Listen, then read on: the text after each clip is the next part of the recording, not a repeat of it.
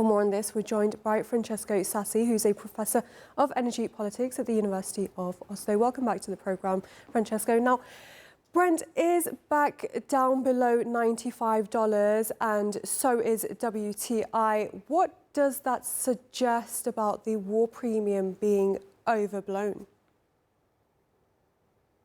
Well, first of all, thanks for having me again.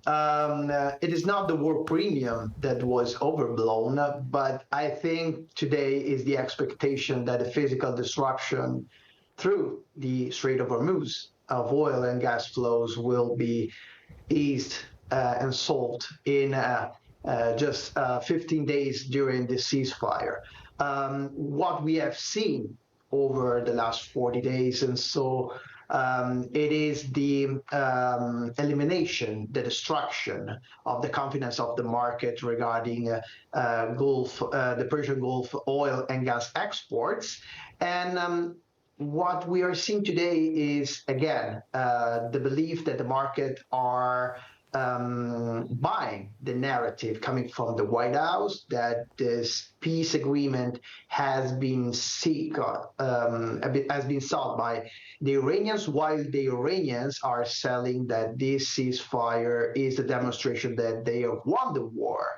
On the side of this, we have a third party, Israel, that is still very much committed in fighting against Iran, and the pressure also within Israel is surging on the government, the Netanyahu government, because in sum, he hasn't achieved the strategic objectives on which this war had began later in February. So basically, all the major points are still there, and the markets are buying the ceasefire as the relief of their concerns over the medium and the long term. But I would be very much aware and very much more concerned that the market are that the ceasefire is way more fragile than it looks like this morning.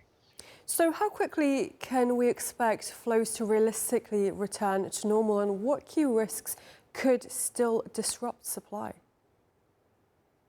So I think the flows regarding oil will have a different timeline compared to LNG coming from Qatar, as an example. We have a huge backlog of ships entrapped in the Persian Gulf. Because the impossibility of navigating through the Strait of Hormuz, we have thousands of ships. And this will take at least weeks to clear this backlog, if not even more. And then we will need a coordination between the countries in the region to somehow manage the flows, the inbound flows and outbound flows of these ships. All the more, I'm very much concerned that at the end of these 2 weeks ceasefire, all ship brokers and energy companies will be very aware of the consequences of a collapsing ceasefire and the risk of having, again, thousands of ships entrapped in the Strait of Hormuz.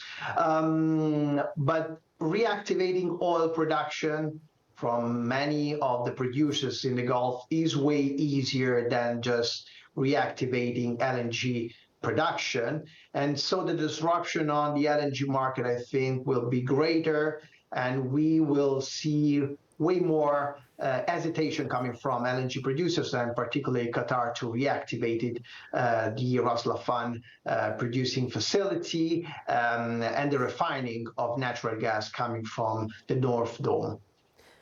We're now hearing that Iran and Oman may introduce transit fees for ships crossing the strait. How significantly could that impact global oil prices and shipping costs?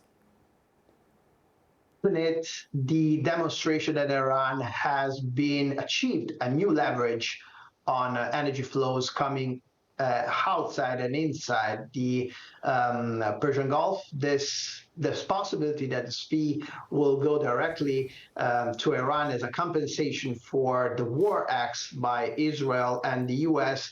should be felt as really another threat to the free flows of energy at the global level.